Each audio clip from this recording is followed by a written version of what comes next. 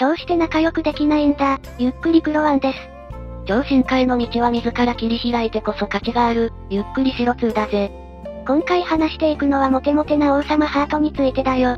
一応敵なのに、敵とは思えない言動で人気なキャラだぜ。そうそう。ドライブは怪人側よりも人間側にクズが多い分、ハート様の人格の良さが目立っていたんだよね。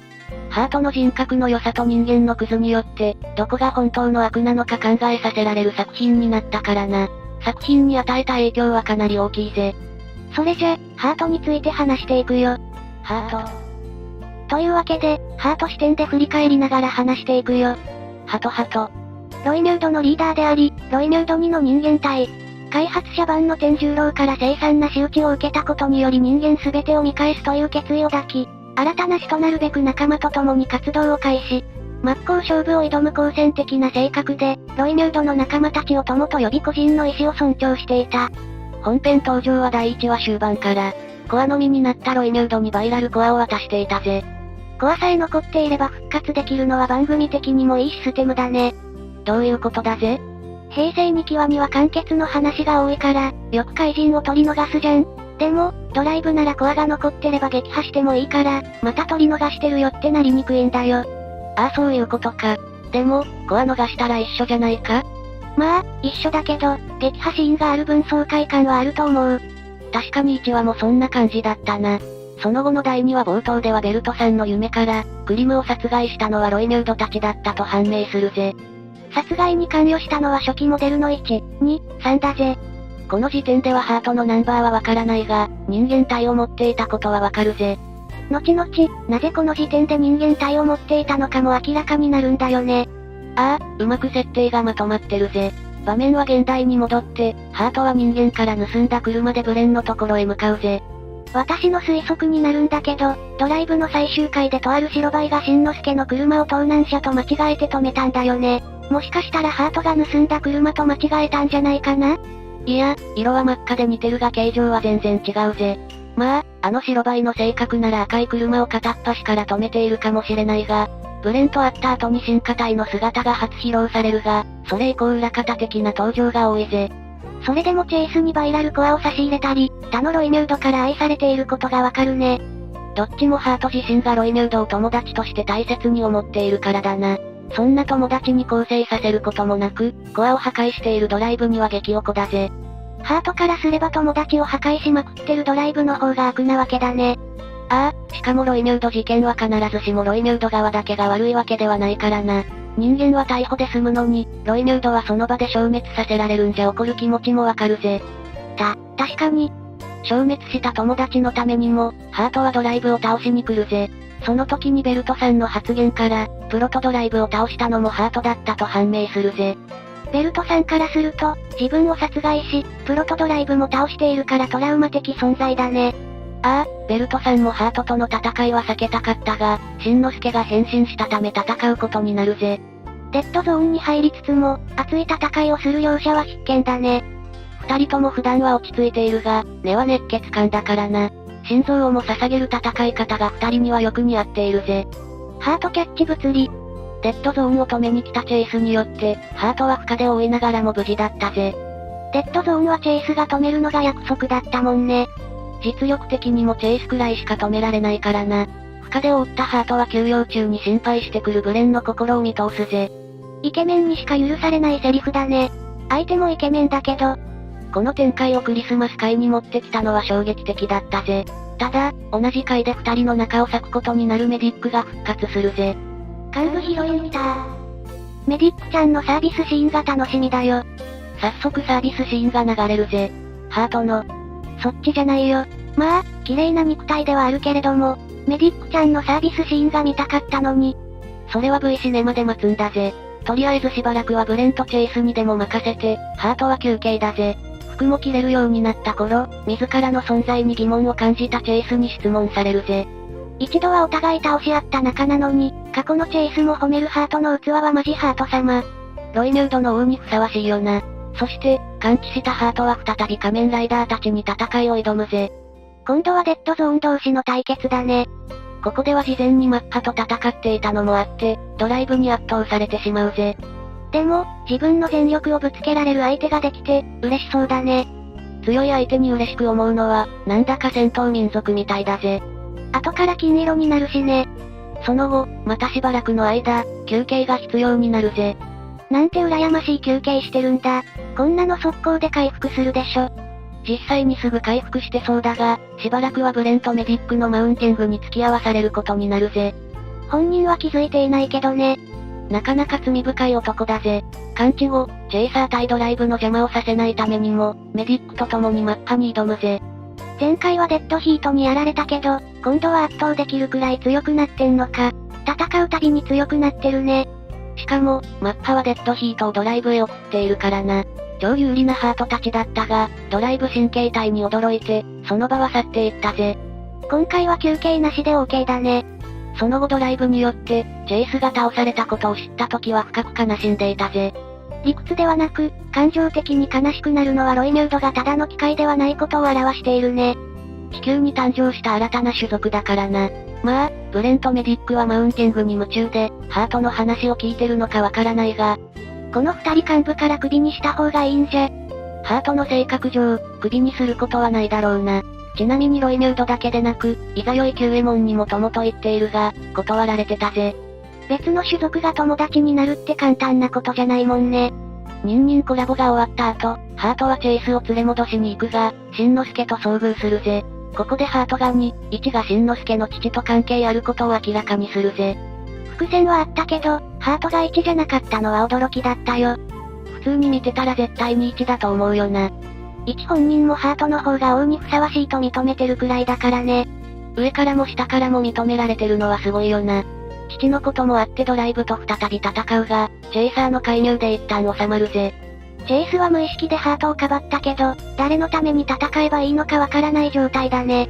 ああ、そんなチェイスを見たハートはプロとスピードを渡して、自分の道は自分で決めるように促すぜ。かっこよすぎる。少し違えば、こんな人格者が人類の味方になったかもしれないのに。ハートが人間の敵になったのも、あいつのせいだぜ。そして、チェイスとは異なる道を進むことになったが、その勇姿は見届けていたぜ。オープニングではまだ一緒にいるけどね。チェイスは移りたがりだからな。しばらくブレンと1の活動で目立たなかったハートだが、オープニングが変わった頃にブレンさんと再会するぜ。しかし、ブレンはメディックのことを嫌っていて、ハートの元へ戻るつもりはないぜ。ハートを取り合わなければ、ブレンさんは優秀だからね。ハートもブレンが活躍してるのは嬉しいんだけどな。でも、チェイスとブレンが離れてしまって、ちょっと落ち込み気味だぜ。友達の数自体も減っているもんね。しかし、超進化に必要な相手はすでに見つかっているみたいだぜ。お相手は何度も戦ったドライブ、デッドゾーンを乗り越えたマッパ、お互いに一度は倒し合ったチェイサーが候補かな。その答えはフリーズの超進化で判明したぜ。しんのすけだったか。もし死んだままだったら、5になるのかな？代わりが効くとも限らないからな。超進化自体できなくなるかもしれないぜ。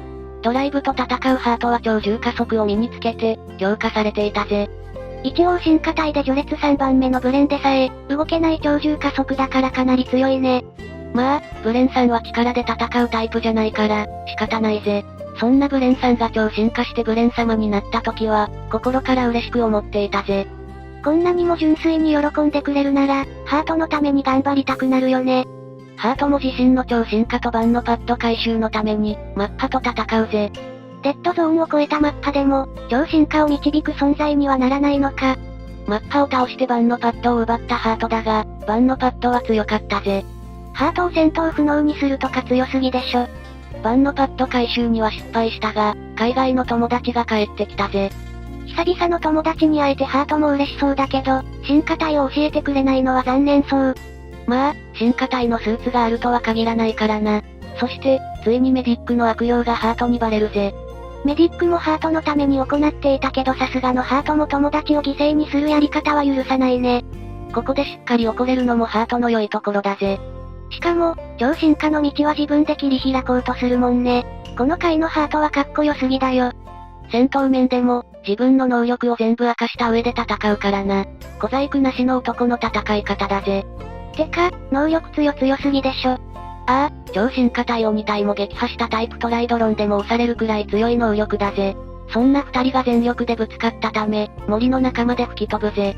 二人の会話から、ハートは進化して人間を超えることが目標であり、それを悪だとは思っていないことが判明するぜ。創造者に逆らって進化していくのはアギトみたいだよね。ハートたちをアギトと同じ立ち位置にいると考えるなら、悪ではないのもなんとなくわかるぜ。そして、メディックが倒されそうなところをドライブがかばうぜ。そこへ、ハートも現れてメディックの今までの行動を許し、今後は改めるように言うぜ。マジで人間性が素晴らしぎる。もちろんかばってくれたドライブへの礼も忘れないぜ。